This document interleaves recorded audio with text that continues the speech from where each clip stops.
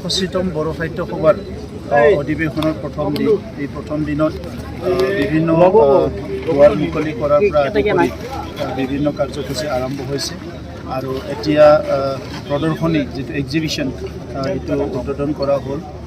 প্ৰথমতে মই ধন্যবাদ জনাইছোঁ আমাৰ নেৰানেপেৰা বৰষুণৰ পিছতো ৰিচেপশ্যন কমিটিৰ সকলো কৰ্মীবৃন্দ আমাৰ সকলো দায়িত্বত থকা ব্যক্তিসকলে এই অধিৱেশনখন সফল কৰাৰ কাৰণে দিনে নিশাই যোৱা 2 সপ্তাহ ধৰি কাম কৰি ইমান সফল কৰিলে।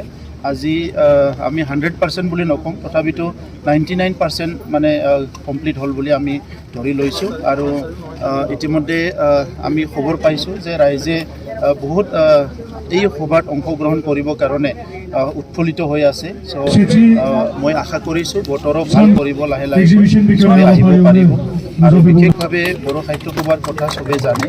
এই 1952 চনৰ পৰা জন্ম লোৱাৰ পৰা আজিলৈকে বড়োসকলৰ পৰিচয় অস্তিত্ব ৰক্ষাৰ কাৰণে বড়ো সাহিত্য সভাই যুঁজ দিছে আৰু ইয়াৰ লগতে বিভিন্ন জাতি জনগোষ্ঠীৰ ভাষা সংস্কৃতি জনগোষ্ঠীৰ লগত সমন্বয় কৰা, বড়ো জনগোষ্ঠী আৰু বিভিন্ন জনগোষ্ঠীৰ লগত সমন্বয় কৰা বিশেষ যিটো দায়িত্ব সেইটো বড়ো সাহিত্য সভাই পালন কৰি আহিছে। সেইকাৰণে বড়ো সাহিত্য সভাক গাৰ্জেন অৰ্গেনাইজেশ্যন বুলি ধৰি লোৱা হয়।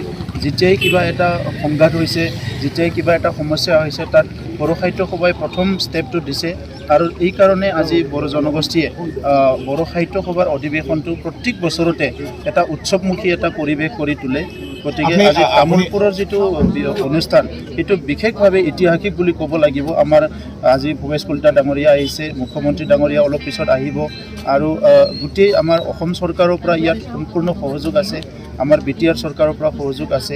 দল সংগঠন বুলি কথা নহয়, ইয়াতে বড়ো সাহিত্য সভাৰ তামোলপুৰ অধিৱেশনটো সফল কৰাৰ কাৰণে চবেই উঠি পৰি লাগিছে আৰু বিশেষভাৱে অহা 4 তাৰিখত আমাৰ ৰাষ্ট্ৰপতি মহোদয় আহিব, ইয়াৰ লগতে 3জনকৈ মুখ্যমন্ত্ৰী আহিব। আমি আশা কৰিছোঁ এই অধিৱেশনৰ পিছত বড়ো সাহিত্য সভা অধিক এটা গতি লৈ পেলাই কাম কৰিব পাৰিব আৰু আমাৰ অঞ্চলৰ ভাষা সংস্কৃতি উত্তৰণৰ কাৰণে বহুতখিনি কাম কৰিব পাৰিব।